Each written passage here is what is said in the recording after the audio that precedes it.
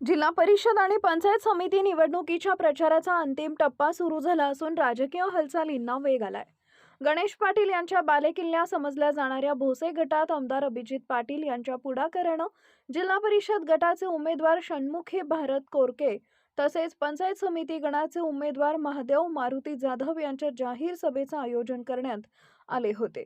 या जाहीर सभेला भोसे परिवारातील नागरिकांनी उत्स्फूर्त प्रतिसाद दिला। खासदार धैर्यशील मोहिते पाटील यांच्या मार्गदर्शनाखाली आणि आमदार अभिजित पाटील यांच्या प्रमुख उपस्थितीत ही सभा पार पडली।